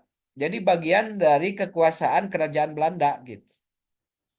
Nah, jadi keaslian itu, keaslian sebuah bangsa itu akan terlihat dari kurun waktu ya, kurun waktu. Ya sebenarnya kalau berbicara dalam konsep ini asal mula etnis ini tidak ada yang asli di Indonesia itu. Bahkan dikatakan bahwa orang-orang Indonesia itu aslinya dari Yunan Utara katanya. Tapi ya kalau berbicara dalam konteks bahwa di Indonesia ini ada etnis yang lebih dulu mendiami, ya mungkin bisa juga dikatakan bahwa yang pertama mendiami Indonesia itu dikatakan sebagai pribumi gitu. Dan kebetulan pasca apa namanya itu kerajaan-kerajaan Indonesia, orang-orang yang mendiami Indonesia itu mereka hidup di daerah-daerah pesisian gitu ya. Yang sekarang jumlahnya itu mereka ada ribuan masyarakat yang bertransformasi menjadi masyarakat adat di Indonesia itu. Makanya ini menjadi jawaban kenapa masyarakat adat di Indonesia ini diistilahkan dengan istilah Inggrisnya itu indigenous people atau masyarakat asli. Bahkan tidak hanya di Indonesia, di seluruh dunia itu padanan bahasa Inggrisnya untuk masyarakat adat itu sebagai indigenous people atau masyarakat asli.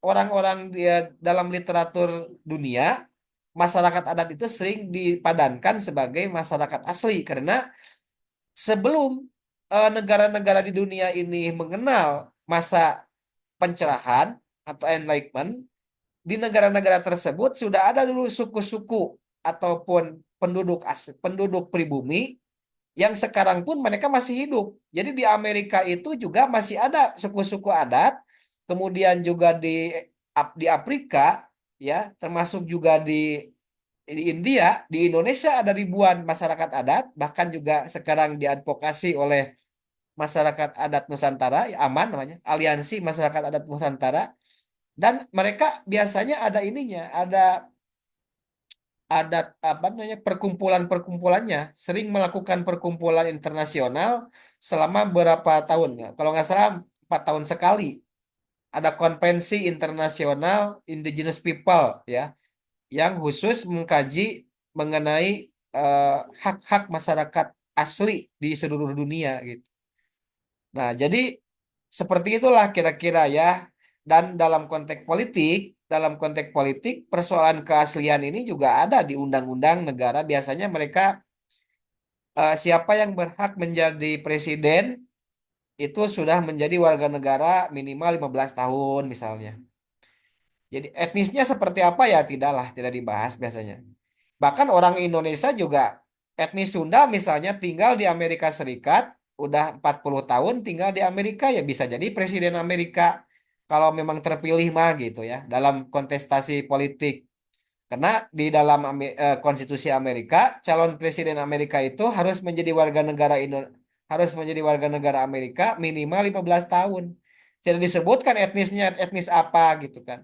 Termasuk juga di Indonesia orang Cina ya dapat bisa menjadi presiden kalau terpilih ya di dalam tapi minimal harus harus pernah menjadi warga negara Indonesia setidaknya berapa tahun ya. Kalau di undang-undang itu 15 tahun atau berapa? Saya lupa lagi ya itunya.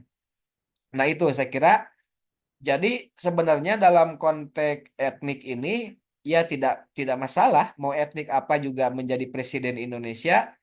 Yang penting bahwa dia sudah berasimilasi dan sudah berdiferensiasi menjadi warga negara Indonesia yang sekarang seperti ada Cina, orang-orang Cina di Tasikmalaya itu mereka pintar bahasa Sundanya ya.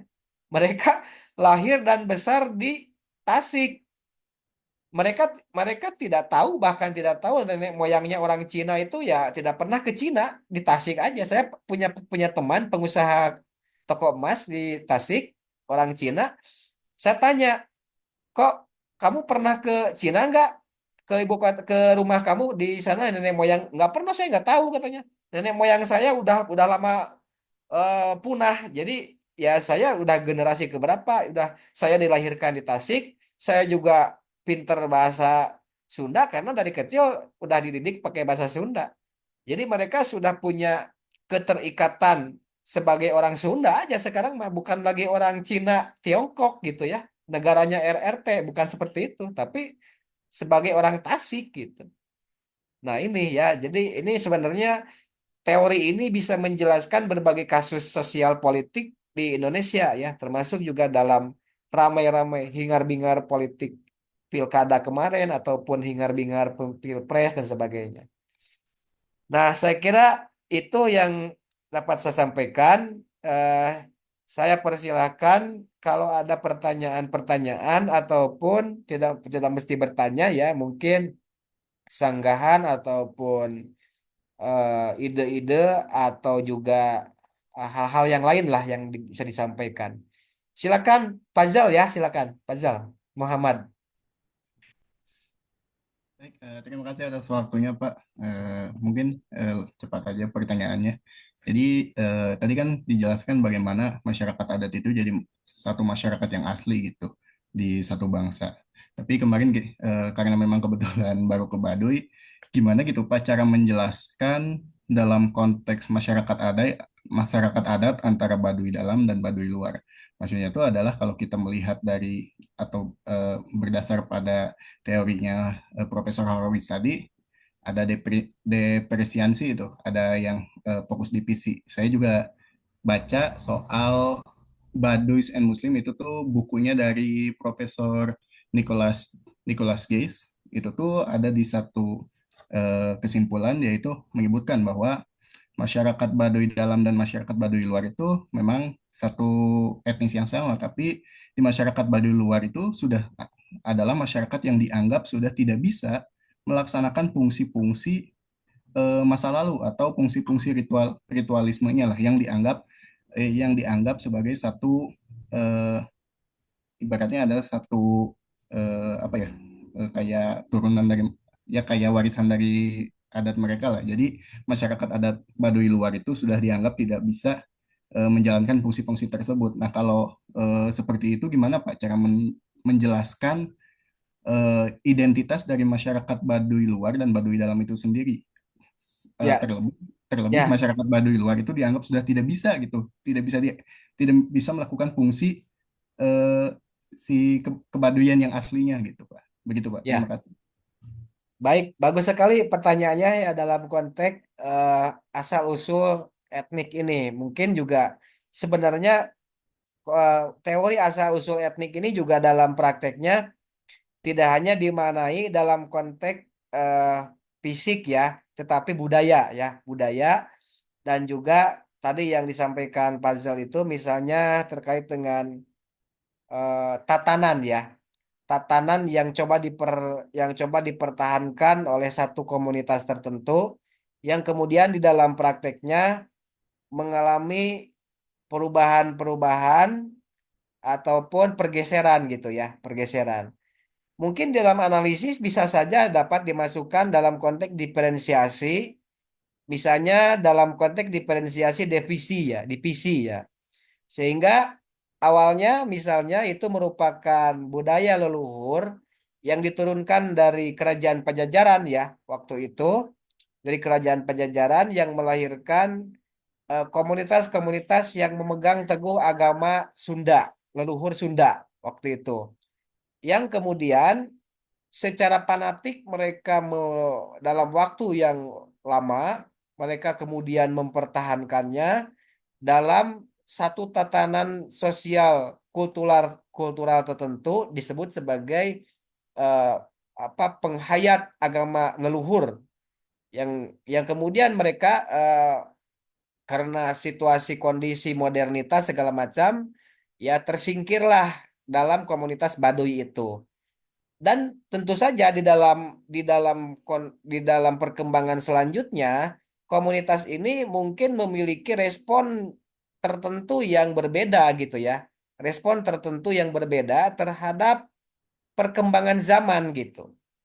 Nah, respon yang berbeda tentang tatanan budaya ataupun kebiasaan-kebiasaan eh, sistem sosial yang berlaku di mereka inilah yang melahirkan berbagai macam perubahan.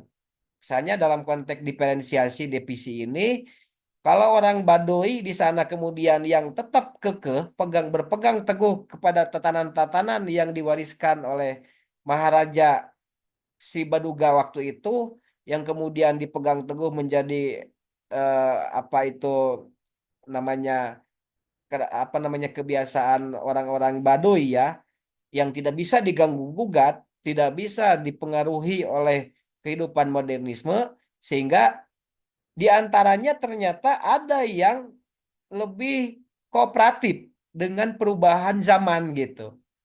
Lebih kooperatif dengan perubahan zaman. Nah, untuk membedakan ini, kemudian lahirlah antar komunitas, ya, komunitas seperti misalnya A melahirkan A plus C. Dalam konsep ini proliferasi atau divisi. Mana nanti Fazal silahkan mana yang lebih tepat lah ya konteks Baduy ini dengan teori yang ini. Mungkin kalau saya sih melihat mungkin A plus C ya. A melahirkan A plus C misalnya. A-nya ini misalnya Baduy dalam gitu ya. C-nya itu misalnya Baduy luar gitu ya. Seperti itu. Karena Baduy luar ini kan sebenarnya saya juga kalau detailnya mungkin Anda lebih tahu ya, kemarin sudah ke sana. Saya juga pernah ke sana penelitian, tapi Anda masih masih masih apa namanya masih lekat kemarin ya, masih masih ingatannya mungkin masih apa namanya itu masih hangat gitu ya. Seperti apa perkembangan Baduy sekarang? Sepengetahuan saya, Baduy luar itu dia lebih akomodatif dengan perubahan yang ada gitu ya. Lebih akomodatif dengan perubahan yang ada. Ada banyak kultur-kultur yang asli dari kerajaan Pajajaran waktu itu yang diturunkan dalam Sunda Wiwitan itu yang sudah dilabrak. Sudah banyak yang berubah sehingga mereka berusaha memisahkan. Nih Baduy dalam ini adalah mereka yang tetap kekeh dengan kondisi waktu itu, sedangkan Baduy luar itu yang sudah menyesuaikan dengan kondisi yang ada yang baru. Walaupun prinsip-prinsip leluhurnya mereka tetap masih pegang teguh, tetapi ada beberapa tatanan yang lebih terbuka gitu ya dibandingkan Baduy dalam. Kan begitu ya, dibandingkan Baduy dalam. Nah, mungkin lebih cocoknya ya proliferasi gitu ya, misalnya gitu. Saya tidak ini karena alat ini bisa kita gunakan berbagai perspektif ya, berbagai penafsiran gitu. Jadi bagus itunya apa pemisalan rekan-rekan kemarin sudah sampai di Baduy. Kalau kita lihat kan Baduy ini ratusan tahun ya, bahkan udah ribuan tahun ada. Mereka sudah ada sebelum Indonesia merdeka. Kita ini kan Indonesia merdeka kan baru 70 tahunan ya. 70 tahun diresmikan 1945, sedangkan suku Baduy ini misalnya sekarang suku Baduy itu udah dipimpin oleh berapa orang? Udah keberapanya sekarang? Udah keberapanya sekarang suku Baduy itu, Panjal?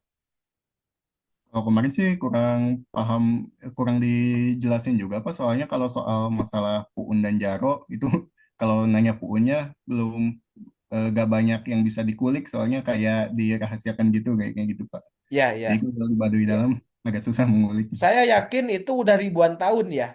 Udah ribuan tahun karena misalnya saya yakin itu udah waktu saya berkunjung saja itu kan udah lebih dari 13 periode ya. Udah lebih dari 13 periode apa namanya pemimpin mereka. Artinya kalau seorang saja punya usia 60 tahun misalnya dirata-ratakan itu kan udah sampai kepada hampir ribuan tahun gitu ya, udah di atas 700 tahunan mereka eksis di sana gitu, sedangkan kita Indonesia merdeka saja kan baru berapa tahun, jangankan Baduy yang besar seperti itu ya, Kampung Naga saja itu kan sekarang udah sampai 10 kuncen ya, udah sampai 10 kuncen. Kalau sekarang satu kuncen saja misalnya usianya, karena mereka keturunan ya, mereka diganti kalau mereka meninggal biasanya kalau kuncen mah.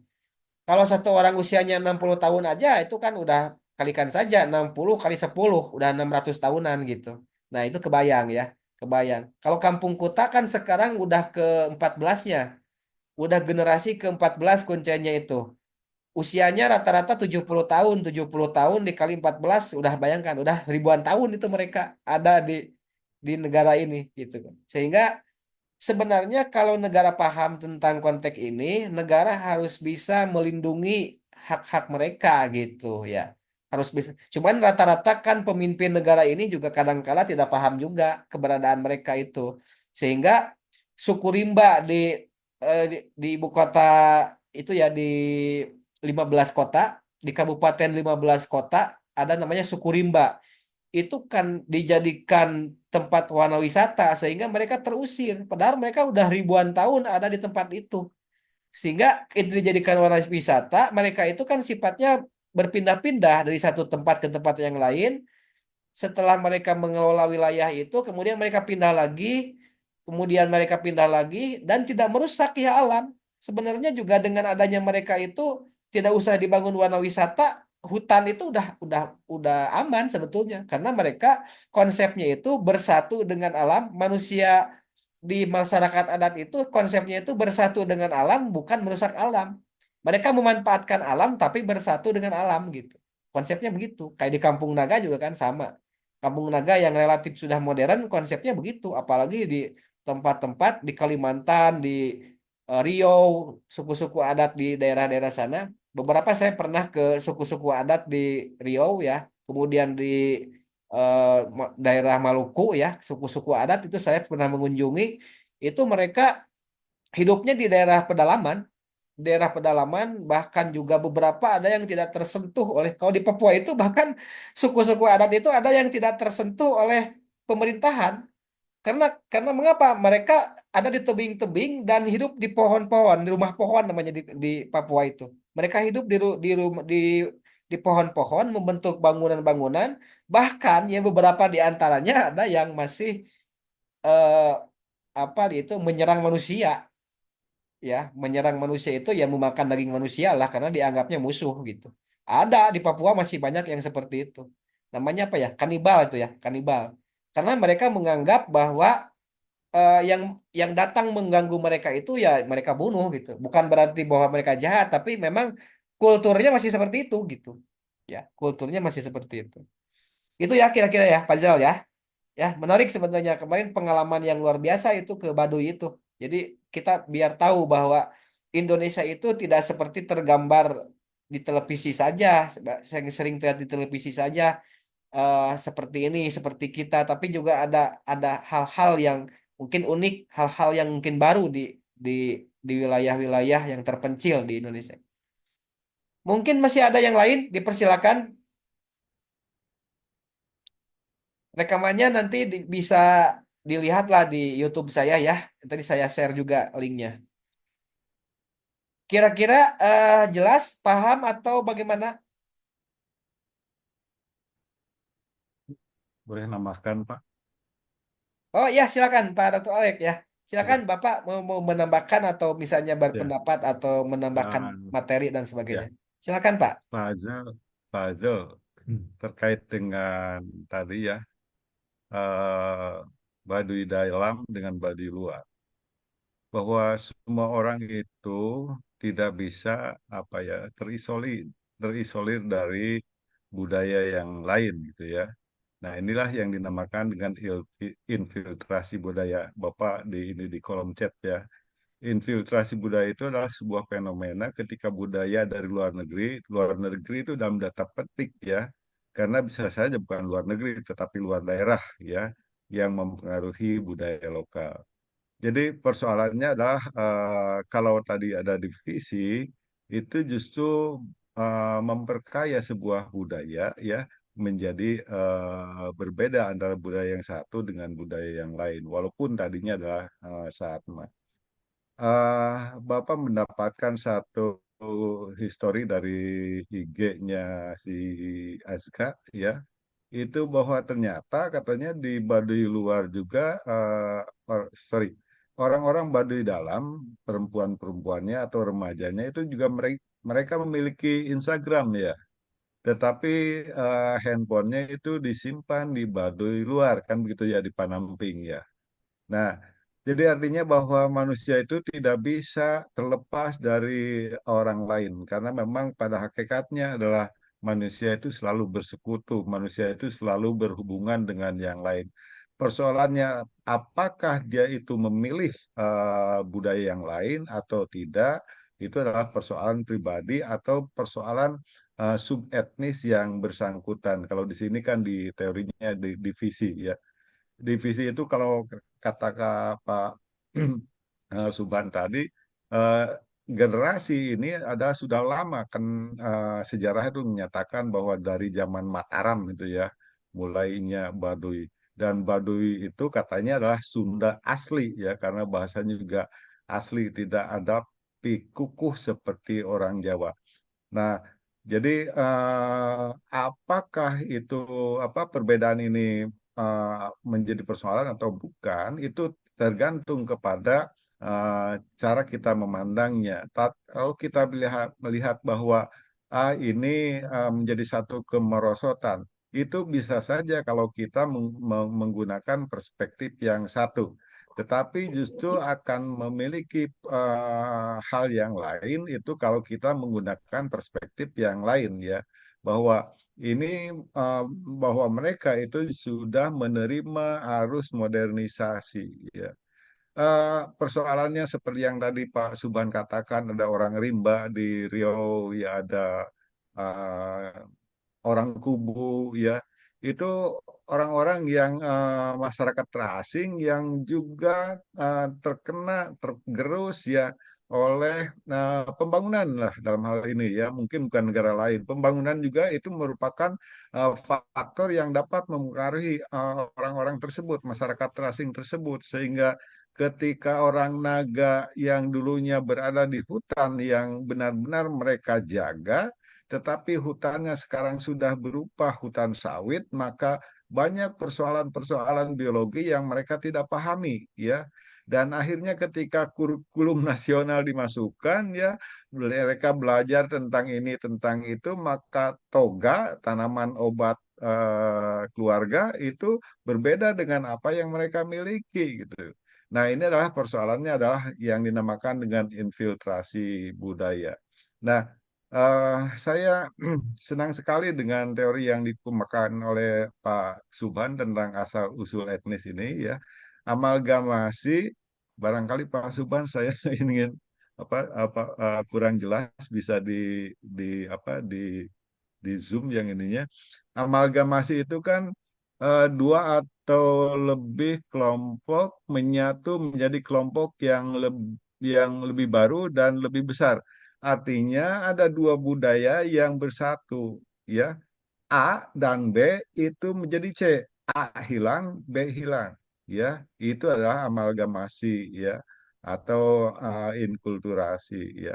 Tetapi di sini ada inkorporasi bahwa A satu kelompok mempengaruhi identitas yang lain. Nah, ini adalah terkait dengan kelompok besar atau dominan culture yang mempengaruhi subdominan ya, culture. Jadi budaya besar, misalnya budaya besar Jawa ya, itu mempengaruhi bagaimana budaya Indonesia atau mempengaruhi budaya orang Sunda ya. Demikian. Kemudian divisi tadi dikatakan bahwa divisi yang pertama itu orang Baduy ya, satu kelompok terbagi ke dalam dua atau lebih ya bagian dari Baduy, kemudian Baduy luar, Baduy dalam. Orang Priangan, ada Priangan Timur, ada Priangan Barat dan seterusnya. Kemudian propertinya satu kelompok etnis lebih membentuk kelompok tambahan yang berasal dari dirinya. Nah, ini terkait dengan yang Bapak dulu pernah jelaskan tentang WASP itu, ya, White Anglo-Saxon Theory gitu. Itu. Tapi Bapak ingin tanya ini sekalian teman-teman tes mahasiswa Pasuruan, mohon izin. Silakan, silakan Pak, silakan. Ya, tadi Pak Subhan menyatakan bahwa yang menyatukan satu etnis itu adalah apa? Adanya ikatan bersama. Yang ini ingin saya tanyakan, ini ada dua orang yang berharap Bapak bisa menjawab dan mungkin dari Bapak nanti dapat nilai plus ya. Ada dua orang ya. Nah, apa ya ikatan bersama yang bisa menyatukan satu atau dua kelompok menjadi satu etnis tertentu? Ikatan bersamanya itu apa? Gitu. Silakan. Silakan rekan-rekan. memberikan tanggapan mungkin dari Di apa yang poin berapa disampaikan. ya tadi Pak definisi etnis? Ya.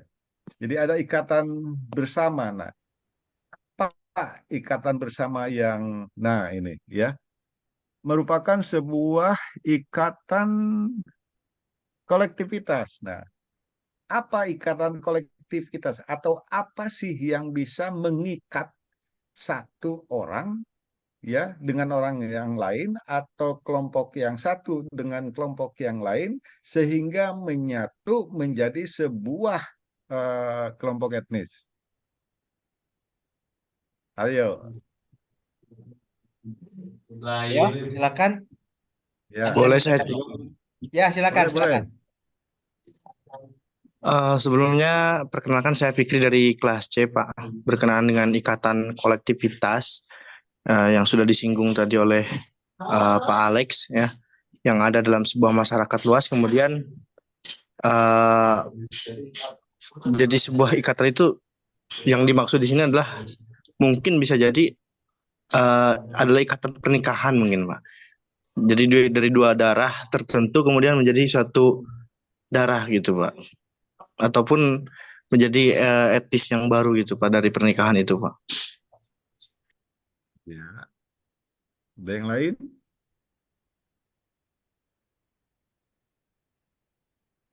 Ada yang lain? Silakan, yang lain. Bahasa bukan, Pak? Ya, Kalau menurut saya bahasa bisa. mungkin. Bahasa. Ya, Terlebih kalau ada contoh kayak di Baduy, salah satu yang mengikat antara Baduy luar dan Baduy dalam bukunya Pak Profesor Nicholas Citigis itu adalah adanya kisah-kisah gitu yang diceritakan. Ada cerita-cerita yang diceritakan dari masyarakat Baduy yang kemudian cerita itu tuh yang isinya sedemikian rupa yang menceritakan bagaimana baik awal mula, kemudian ritual-ritual yang dilakukan, kemudian tujuan ritualnya itu ada di dalam kisah-kisah itu. Jadi mungkin menurut saya bahasa. Ya, oke. ya. Silakan Pak Sebenarnya Dr. saya Alex. hanya ya, saya hanya mengecek saja apakah teman-teman itu mendengarkan apa yang dikemukakan oleh Pak Subhan. Ternyata Pak Z itu mendengarkan karena jawabannya Ya, benar seperti betul, itu betul. ya. Ada model baju, ada macam-macam ya, ada bahasa, ada model baju dan Bapak di meeting chat dikemukakan tentang hal itu. Terima kasih Pak Subhan dan terima kasih Ya, juga atas izinnya untuk mengikuti ruang kuliah ini. ya. Terima kasih Pak Dr. Alex dan juga rekan-rekan sekalian. Tapi sebelum saya tutup, mungkin masih ada terakhir kesempatan jikalau masih ada yang ingin menyampaikan pendapatnya, tidak mesti bertanya ya, silakan. Saya masih persilakan, ada waktu 5 menit lagi, jikalau masih ada. Baik, tidak ada ya? Cukup ya? Cukup. Cukup Pak. Oke, baik ya. Kalau cukup, terima kasih. Terima kasih juga di antara rekan-rekan tadi ada Fikri, ada Pazal, dan mungkin juga ke depan ada rekan-rekan yang lain. Saya sangat senang kalau di antara rekan-rekan ada yang aktif bertanya atau bahkan berbeda pendapat dengan saya ya. Tidak masalah, tidak apa-apa dan tidak akan mengurangi nilai, bahkan menambah nilai kalau berbeda pendapat dengan saya gitu ya. Jadi itu yang saya harapkan justru, yang saya harapkan. Artinya rekan-rekan membaca literatur lain yang mungkin berbeda dengan saya. Tidak masalah ya. Dan juga terima kasih ada Pak Alex juga di sini eh telah menemani kita dalam diskusi yang luar biasa dari jam setengah 8 sampai jam 9:21 lebih 10 ini. Mudah-mudahan kita selalu diberikan keberkahan, kita ilmu kita bermanfaat dengan berbagi ilmu seperti ini. Saya tentunya dengan Pak Dr. Alek eh, bukanlah apa namanya penentu kebenaran. Saya hanya memberikan studi yang mungkin hasil bacaan saya dan Pak Alex. Artinya tidak bisa diterima bulat-bulat gitu oleh rekan-rekan, tetapi ini perlu dikaji, dikembangkan lebih lanjut lagi sebagai anggaplah ini sebagai stimulan kajian gitu ya. Stimulan kajian untuk dilanjutkan pada kajian-kajian yang lebih mendalam lagi. Terima kasih atas segala perhatian rekan-rekan sekalian. Mohon maaf jika ada segala kekurangannya. Eh, Mudah-mudahan kita selalu diberikan kebahagiaan, keselamatan. Amin ya robbal alamin. Terima kasih. Assalamualaikum warahmatullahi wabarakatuh. Waalaikumsalam. Nanti Waalaikumsalam. rekaman ini Waalaikumsalam ya, warahmatullahi rekaman utuh, Waalaikumsalam warahmatullahi rekaman utuh dari ini nanti saya akan bagikan linknya ya. Jadi ada rekaman utuhnya. Terima kasih ya rekan-rekan sekalian. wabarakatuh. Terima kasih, Pak.